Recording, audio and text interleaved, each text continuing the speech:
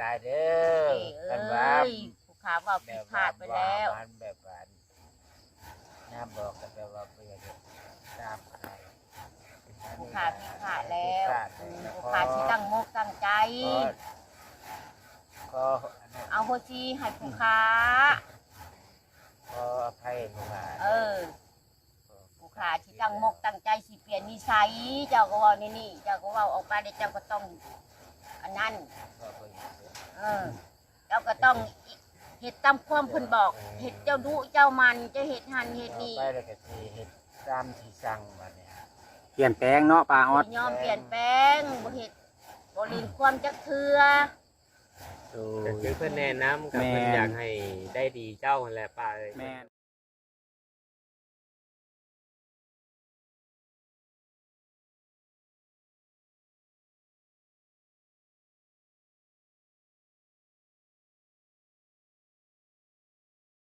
ให้ได้ดีได้งามนั่นแหละ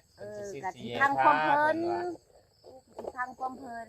ชาวว่าผู้สิปอกให้เพิ่นไปชวนนาบ่าวปอกกันนาบ่าวก็ปอกซอยกับผู้เดียวกันแล้วหั่นดิเรางามเด้ทางความมาแล้วเพิ่นซอยเพิ่นชูเจ้าบ่มีพ่อมีแม่เพิ่นอีดูสงสารฝากว่ามีแล้วเว้านำลานพากันปอกงามเด้บัดนี้เบิ่งแน่งามแล้วเพื่อนใหม่แล้วบัดนี้นะคุณทาสีทาหยังก็ได้เพิ่นว่ะเพิ่นอยากให้ได้งามเพิ่นแย่งเพิ่นก็ต้องทางความแล้วเพิ่นเฮ็ดงานก็เฮ็ดบ่เฮ็ดก็บ่แม่นสิมาอยู่นำเฮางามก็งามเฮาเนาะแม่ป้าเอางามเจ้าเองแม่นของเจ้าแล้วก็เพิ่นเป็นต้นชาติแล้วเพิ่นจังสอยโดยธรรมชาติดีใจน้ำปอกเปลือกก็งามแล้วบัดนี้ฮะคักแล้วเฒ่าเชิงหัวคุณดีคุณสอยประชาถูกจังหวัดร้านได้ก็ค่อยป้าก็ดีใจได้โดยเห็นลูกเห็นหลานมีบางอยู่บางเช้าเนาะโดยดีกว่าสิไปหมุนแม่นดีกว่าไปหมุนไปอยู่ดีใจหลายดีใจเฮาก็ได้นั่งแอนนั่งร่มกับป้าก็นั่งแอนนั่งร่มน้ำนี่มีแต่บอกความดีตั้งมุกตั้งใจกินข้าวกินน้ำก็เอิ้นกินแบบว่ายังกะยามันตั้งมุกตั้งใจสบายเอ้ยเพิ่นเจ้าก็ได้บนอยู่บนเช้าแล้วเพื่อนชานบ้านบ่อนแม่นก็คือเว้าหั่นแหละเนาะแต่ว่าไล่มาจากบุญมาจากเราหั่นแหละจังนั้นก็ได้เว้าได้เลยพี่น้องเอ้ยแต่ท่านทีมงานเฮาก็บ่ได้เข้ามาแล้วก็ทางผู้หลักผู้ใหญ่เพิ่นก็บ่เห็นคะแนนเพิ่นบอกว่าพังความก็5อยู่เล็กน้อยโดยแม่นเฮาเตือนเฮาติเราก็ได้เราเป็นคนดีบางเทื่อก็ได้เราอาจสิทำตามใจแน่ตัวใดบ่เหมาะสมเฮาก็บอกเราก็บ่อยากให้ว่าเราปานใดเนาะเราก็ไปตามธรรมชาติเราแค่นั้นล่ะเข้าไปก็ได้ไปแบบนั้นนั่นแหละบ่ได้เฮ็ดไผดอกแม่นบ่ได้เฮ็ดไผก็ไปแล้วก็มาโดยตามธรรมชาติขออยู่ดอกกินหันกินนี่ขอแน่นั่นนี่ก็ขอผมจักอยู่ได้กับเอาอีกแล้วบ่ล่ะนี่มันก็เนาะยังไดกำเวรเฮาอันนี้น่ะจะไปโดยแม่นเนี่ยกำเวรเฮากำเวรเฮาได้นี่มันเป็นนี่กันทั้งที่ว่ามันแบบที่ว่าอยู่นครนะแม่มันก็ไปแต่มันก็มาจองดึงเฮานี่แหละมาหาเฮานี่แหละเป็นนั่นนี่มันก็มาแหละถือว่ากำเวรเฮาอันนี้ค่ะกำกับแม่นบุญกับแม่นนะมากันเนาะบ่ทาว่าล้นบาเด้อแฮงบ่จะว่าเขาเสิร์ชได้ความปากความเว้าแนวอื่นเสิร์ชบ่มีโดยซอยเนาะนะพี่น้องเนาะงามแล้วนี่เพิ่นป้าอ่อนงามคักอะลี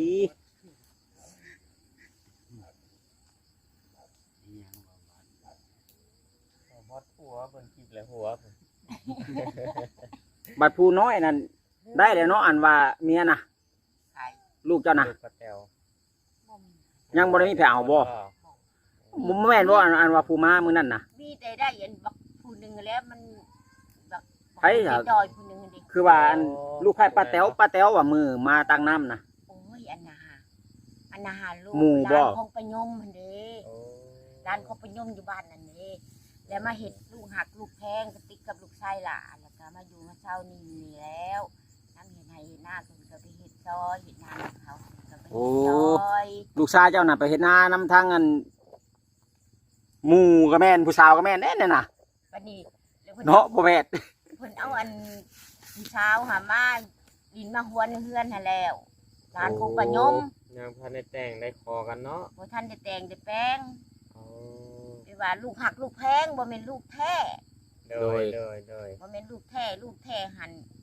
ได้แล้วพุ่นเมียหันบักจอยพุ่นหนึงหันได้แล้วเมียหัน โดย เมียนี้ป้าแล้วก็แล้วบ่ได้ไปจ่ายไปนำเมียแล้วก็ป้าเลยได้ลูกผู้หนึงผู้จอยผู้หนึง โดย ฉะนั้นแล้ว อืม โอ้ลุงมันยังขึ้นต่อได้ผุนเนาะ เพิ่น โอ้บ่โดนดอกอันนี้เนาะบ่แซนเพิ่นอันนั้นมีแต่ว่าทั้งเจ้าก็โทรบอกเพิ่นเนาะ โทรบอกเลยลูก ฮะ โทรบอก เรื่องสั่งกระกระสีเด้ แม่นมันบ่พอ บ่พอไหน บางเทื่อเพิ่นเข้ามาเพิ่นชื่อเข้ามาเลยเนาะ แม่นเพิ่นก็บ่จักเด้ถ้า แม่ เฮาน บ่บอกเพิ่นเพราะว่าพอบอกเพิ่นคุยกับเพิ่นแล้วก็สั่งกระสีเท่านั้นเท่านี้แหละจังนั้นน่ะนะ เพิ่นฮู้แหละเพิ่นก็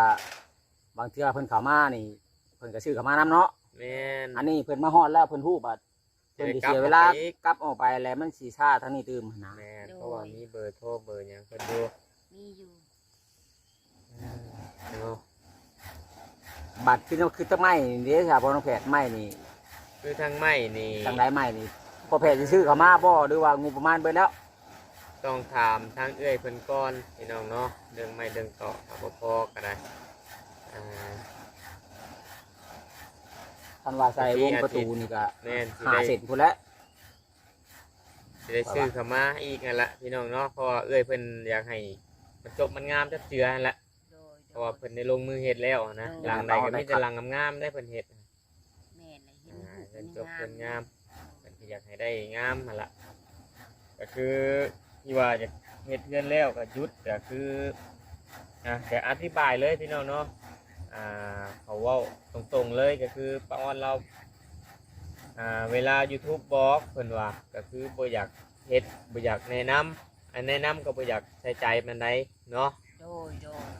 และเพิ่นบ่มักเด้แบบว่า YouTube นี่ก็เหมือนกับว่า เป็นตัวแทนข เป็ อน งเพิ่น ตัว บ่ แทนของเพิ่นเด้คอยเบิ่งงานอหย่างให้เพิ่นน่ะนะคอยบอกคอยหยังเพิ่นก็คอยเบิ่งแล้วก็บอกเฮาแล้วเฮาก็มาแนะนำอีกเทื่อนึงอันเด้เฮาก็ต้องอันนั้นแหละก็อยากให้ มานางนี่ขอโทษเพิ่นมานาง อยาก ขอ ให้ โท อัน ษก็เว้าเจ้าก็เว้า อัน แหละ นั้นนำ YouTube แน่เพิ่นว่าคือบ่ใส่ใจคือบ่เกรงใจ YouTube แน่ แน่ เจ้า หั่น ก็ นะ มานั่งอยู่นี่เจ้าก็ขอโทษน้ำเพิ่น เพิ่นเป็นคนมักคนให้เกียรติคนหั่นนะบ่ดูถูก โด อย หยังกันอหยังอะนะเป็น เจ้าก็มานั่งอยู่นี้ก็โนเพิ่นโอ้ยขออนุญาตบัดคำผู้ขาเว้าผิดเว้าพลาดก็ขอ อธิบายให้สู่ป้าเพิ่นฟังนี่เด้อเพิ่นว่าเนาะ เจ้าก็มาขอโทษเพิ่น ตะกี้เพิ่นก็วางแผนไว้หลายอยู่แต่ว่า เจ้าเว้าย่ำ อั จะ นนี้ เว้า เฮ็ดเรือนในชานแล้วก็สิได้หยุดก่อนเพิ่นว่าตรงชานนี่ก็สิแล้วอยู่เพิ่นสิเฮ็ด ขอ ให้ โทษหลายๆเด้อ เอ้ กันว่า ยผู้ขาเว้าผิดพลาดไปแล้ว มันแบบว่าน้าบอกกันแบบว่าเพื่อจะตามใคร ผู้ขาผิดพลาดแล้ว ผิดพลาดเลย ผู้ขาที่ตั้งมกตั้งใจ ขออันนั้น เอาโฮชีให้ผู้ขา ขออภัยผู้หลาน ผู้ขาที่ตั้งมกตั้งใจสิเปลี่ยนนิสัยเจ้าก็เว่านี่เจ้าก็เว่าออกมาได้เจ้าก็ต้องอันนั้น ขอประโยชน์ เจ้าก็ต้องเฮ็ดตามความเพิ่นบอกเฮ็ดเจ้าดุเจ้ามันเจ้าเฮ็ดหันเฮ็ดนี่ ไปแล้วก็สิเฮ็ดตามที่สั่งมาเนี่ย เปลี่ยนแปลงเนาะป้าออด บ่ยอมเปลี่ยนแปลงบ่เฮ็ดบ่ลืมความจักเทื่อ ก็คือเพิ่นแนะนำกับเพิ่นอยากให้ได้ดีเจ้านั่นแหละป้าเอ้ย แม่น เพิ่นก็บ่ได้ว่าเพิ่นสิมาอยู่ว่าหยังดอก งามกับงามเจ้า อยกให้งามเจ้า แม่ เพิ่นเฮ็ดแล้วเพิ่นก็จะเฮ็ดให้ชุดๆนะนะ ลูกหลาน เพิ่น เว้าว าง ผิ แผ ด น พลาด ไว้ ไป ให้ ก็ นะ บ่พังถอนหอยความขอโทษขออภัยนำเวลาเจ้เอ้ยขอให้เบิ่งให้แย่งให้แล้วความสามารถของเจ้ซอยถึงเจ้ซอยได้ย อนยังความสุขความยากนี่แล้วอีพ่ออีแม่ก็บ่ได้ลูกหลานก็มีเสือกันสิบอกว่าพังถอยหอยความก็มีสิลืนความยุบหมด YouTube ก็มีและนี่นึกว่าออกไปแล้วละขอผิดพลาดอันใดก็ขออโหสิกรรมให้ป้าออดนี่แล้วให้เบิ่งให้แย่งนี่แหละเอาให้เอกก็ขอให้ดูดีแห้งสั่งสอนกะแมนเพิ่นจะให้เฮาได้งามได้อันคักอันแน่เพิ่นบอกเฮาทางที่ดีเพิ่นก็ซ้ำเอื้อยเฮาผู้หนึงหรือว่าคันแน่เพิ่นแก่โตหรือว่าซ้ำแม่เฮาผู้หนึงแล้ว แมน สิยื่นมือเขามาซอยบ่มีไผเนาะอีแบบซอยคือขึ้นบ้านเฮาเอ้ยน้องก็ยังซอยบ่ได้อันนี้ก็ขอให้เพิ่นอยู่ดีมีแฮงเด้อลูกหลานเว้าผิดเว้าพลาดก็ขออโหสิกรรมให้ลูกให้หลานขอโทษขออภัยนับแต่มื้อนี้เป็นต้นไปก็สิขอให้เพิ่นเปลี่ยนแปลงความเว้าความว่าสาธุ อันนี้ก็บ่แม่นว่าบังคับหรือว่าอีหยังเด้อก็คือแนะนำตามที่อันบ่บ่ฮู้หยังโอเคสิกลับแล้วเนาะแต่หน่อยเดี๋ยวเฮากลับเนาะบอกไหม โดย เพิ่นก็อยากอธิบายหั้นนะอยากโอ้เพิ่นว่าคือบ่อยากได้อย่างนั้นเนาะเพิ่นว่าเพราะว่าเพิ่นยิกยื่นเข้ามาให้สิเฮ็ดนู่นเฮ็ดนี่ให้ก็แต่ว่าแนะนำเล็กๆน้อยๆแบบปาออดก็แบบบ่ค่อยจักสนปานใดหั่นนะเพิ่นก็ว่าเว้าอยู่ว่าดีใจหั่นนะ ขออภัย เพิ่นก็เลยอยากให้พ่อน้องแฝดนี่อธิบายให้เราฟังแน่ว่าซั่นนะ ผิดพลาดแล้วขออภัยหลายๆเด้อเจ๊ที่นี่เอ้ยยอมเปลี่ยนแปลง แปลว่าแทนที่สิมีคนมาซอยมาหยังแทนที่สิดีใจอยากได้อยากมีก็ถือดื้อร่นอยากเฮ็ดอยากหยังเพิ่นว่า โดแม่นของเพิ่นตัวนี้บ้าบ่ติแม่นเพิ่นอยากให้เจ้าได้เจ้ามีอยากให้มันจบมันงาม แม่นก็ได้ก็คือได้ป้าเองบ่มีไผ แม่น ได้ป้าเอ้ย แม่น งามก็งามป้าเองหั่นนะ แล้ว เพิ่นแนะนำ มีแต่ยามพลาดถ้า มี มี แต่ แต่ นั่น ว่า แหละ สิ่งใดที่ผิดพลาดแบบว่าคันว่าให้พวกเจ้าบอกเอาบอกเขานี่นะ ตัวใดป้าเฮ็ดได้ก็เฮ็ดตัวใดเฮ็ดบ่ได้ก็คือทีมงาน YouTube มาก็ตัวนี้ขอเฮ็ดผู้เดียวบ่ได้ก็ แม่ อยากให้ซุมเจ้าหั่นแหละซอยอันป้าแหน่ก็ซุมเฮาก็ซอยอะนะ เจ้าแนะนำว่าปลอดเฮ็ดได้บ่นั่นน่ะนี่นะเพราะว่า บ่ได้นักได้หนานะตัวใดมันเบาตัวใดพอเฮ็ด ตัวใด ได้ พอ นะ เจ้าพอเฮ็ดได้ ถาม แล้ว ว่าเฮ็ดได้บ่ตัวนี้แบบนี้นะ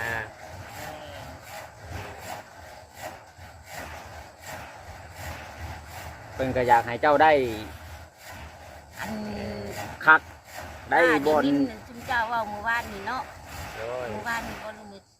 เช้านี่ โดย แล้วก็มาว่าเพิ่นเป็นหยังอดคือว่าเพิ่นอันนั้นแล้วอะอันคือว่าเพิ่นอยากให้ถากเช้าบ่ลาดเอ้ยว่าถากถ้าให้เพิ่นให้มันจบมันงามเพิ่นถ่ายไปเพิ่นก็อยากให้งามก็งามเงินเจ้าหั่นได้ถาก แม่ ซะ เพราะว่าเขาได้บอกป้าเพิ่นก็หลายเทื่อ เพื่ เด้ ลงมาก่อนแล้วได้ ก็แต่อัน เฮ็ดซะว่า ตั้งแต่เสาท่านได้ย่อขึ้นเฮาก็ได้เว้าเด้ตะกี้กะ โดย แล้ววันนี้ทางเพิ่นเห็นกะแบบเพิ่นกะแนะนำเฮาเนาะแบบเฮามาบอกแล้วเพิ่นกะแบบคือเสียความรู้สึกหั้นนะคือเสียน้ำใจใดๆนิดนึงนั่นแหละในบอกแล้วเพิ่นบ่เฮ็ดบ่คืออยากได้หั้นนะคือเฮาเว้านั่นแหละกะคือเฮานี่กะหรือว่าทุกคนน่ะที่มาถ่ายทำกะเหมือนกับว่าเป็นตัวแทนของเพิ่นเนาะ โดยแม่นแม่น เพิ่นก็ พอดีกันหนึ่งเขาสุกแล้วคิดเปลี่ยนใจโอ้ยไปหาถากเสาก่อนว่ะลงมา โอ้ สาวเสา เฮ็ดแล้วบอกเพิ่นปลูกหันปลูกนี่แล้วป้ายแล้วก็บอก พอดีกันสร้างมัน เรือนชานแล้วแล้วก็ เดินทาง ปลูกหันปลูกนี่แล้วเจ้าเฮ็ดได้บัดทางซาได้บัดนี้ ปลูกผักปลูกหญ้าป บ ลูก อก เนี่ยเฮาสิได้อยู่ได้กินนั่นแหละ โดย น้ำสางน้ำหยังก็มีเด้อเด้ ลงไปถากนี่ โดยอันนี้งามบ่ งามแล้วบาดนี้ปอกเปลือกออกแล้วงาม เออ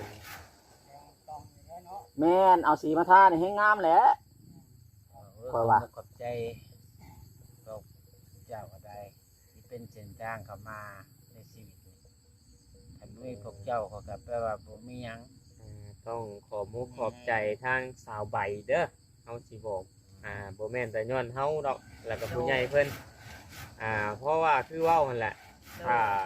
พบบุญชาวใบน้ำโดยตรงเลยจังมาพบมาพ่อกับพระเจ้าพร้อมให้เฮาก็ได้เนาะ โดย ถ้าสมมุติว่าบ่มีเล่าวนี่เฮาก็บ่เห็นเจ้าแล้วผู้รักผู้ใหญ่เพิ่นก็บ่เห็นเจ้าอีก อยู่ นะ กับตัวเล็กอยู่ คือบุญเรานำพามาจังได้เมื่อแต่ละคนก็ได้เนาะเว้าได้เลยล่ะพี่น้องเอ้ย จองมันหนาวกันมากจัง แม่ ว่าน แต่ว่ากันอยู่ คือว่าบุญเราแบบ โดย เพื่อมาซอยพี่น้องเมื่อได้นี่ โดย เนาะ ไปใส่ก็บ่ไปมันก็ยังมาเด้นางใบก็ยังว่า พอกลับเมื่อบ้านแม่น้ำอย่างเราแล้วเราก็กลับมาอีกมาก็มาโชว์มาโชว์ แล้วมาพี่ยัง เป็นบุญกับเนี่ยสบายมาน้ำสบายแต่ว่าว่าตัวเล็กกันเหมือน ทั้ง มี ที่ ส ว่า บายนี่ก็แปลว่ายูทูบคนกับปริมาณ โดยอันนี้กับรับผู้ใหญ่เพิ่นก็ว่าอยู่เด้เป็นบุญทั้งผู้ใหญ่ทั้งสบายเด้มีกันได้พบได้พ่อนี่มาสั่น คันว่าเป็นนั่นซุมเฮาก็สิบ่ฮู้ฮอดบ้านนาเทิงแชมป์เนาะพ่อน้องแพทย์ แม่น จักอยู่มุมใด มาจะเชื่อได้ในบ้านนี่อาสิมาย้อนอันชาวไปได้มาตามหาชาวไปกันได้พบพ่อมาอยู่นี่ก็ได้ แบบ จุงเจ้ามากมื้อนั้นเพิ่นเข้ามามันเพเวิมมาแล้วเป็นบุญของป้าอยู่แม่นมันหน่วงมันหนาวกันมาเนาะทั้งที่ว่าบ่ได้เป็นสายเลือดสายพัวพันธุ์พ่อกระดักกระดอนะ บุญเคยทำร่วมกันมาหั่นแหละ อาจสิเป็นบุญเพราะว่าท่านเจ้าเคยช่วยเหลือเราในเมื่อก่อน แล้วบัดนี้เรานำบุญส่วนนั้นแหละมาช่วยเด้บัดนี้ โดย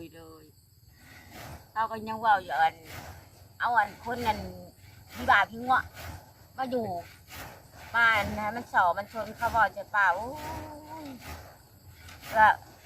ป้าก็ชูได้อะเขาเว่าลีได้ โดยหลายๆคนอาจสิเว้าเราอยู่ ก็เว่าได้เว่าใส่ป้านี่เว่าเนี่ยนี่ยังเอามาอยู่เนาะเนี่ยหักป้าบ่สนใจในความบอกของคน อา เฮา สิเว้าก็ย่าแล้วป้าลูกหลานเฮาเนาะ โดย ได้ซะ เฮาซอยซ้ำเฮาซอยได้บ่แม่นว่าเฮาเอาเงินคำซอย เอาความปากความเว้าเนาะ โดย แบบให้อยู่อาศอกอาศัยบนอยู่บนเช้าสัวข้าว โดย ไม่ใช่เบิดได้ก็อย่าบ่ชนที่บ่ป้าจังว่าเอาไว้นั่นจะให้มันมีบนอยู่บนเช้า โดย ลูกหลานเจ้าของเนาะ โดย คันสิป้าสิถิ่ม บ่จังเที่ยวลงไปจอบเที่ยวลงไปบ่แม่นสิบ่เที่ยวลงไปนะ โดยเอาว่าจะได้บอกกับไผกลับบ่เฮาก็ได้ ครับแล้วบัดนี้ทำมือ แรงแล้ว ค่อย พี่น้อง ทำ โด แร ย งเลย โดย ใช่ เอาขอให้อยู่ดีมีแรงเด้อเบิดสุข โดย เจ้าก็ได้เนาะ เจ้ากันเด้อไว้จังใดก็มีอุปสรรคข เอ อให้ ซี ตลอดปลอดภัย เขามาเบิ่ง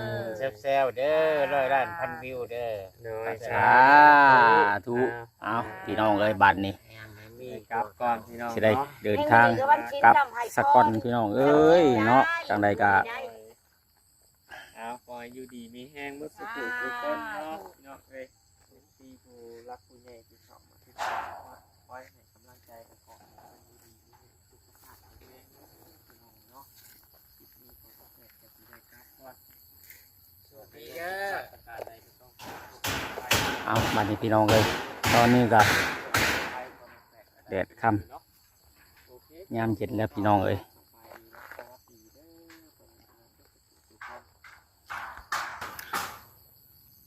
บัดนี้ก็สิเดินทางกลับก่อนพ่อแม่พี่น้องเอ้ยผิดพลาดประการใดก็ขอโทษขออภัยนำพ่อแม่พี่น้องนำ FC เบิดทุกทานที่เขามาเบิ่งมาชมมาติดตามหั่นแหละพี่น้องเอ้ยเนาะทางทีมงานเพิ่นกับเมื่อแล้วพี่น้องยังเดือดแต่พอน้องแพทย์ตอนนี้ก็คือว่าสังกะสีการสร้างบ้านของป้าอ้อนนี่ก็ยังอยู่10 แผ่นพี่น้องเอ้ยพอทางใดก็สำหรับคลิปนี้ขอตัวกลับก่อนเด้อ FC เบิดสุขุสุขคนขอให้ FC จงอยู่ดีมีแห้งเด้อพี่น้องเนาะที่เขามาเบิ่งมาชมคลิปว่าของไพ่พี่น้องเอ้ยผิดพลาดประการใดขอโทษขออภัยอีกเทื่อนึงพี่น้องเอ้ยสำหรับคลิปนี้ขอตัวกลับก่อนสบายดีพ่อน้องแพทย์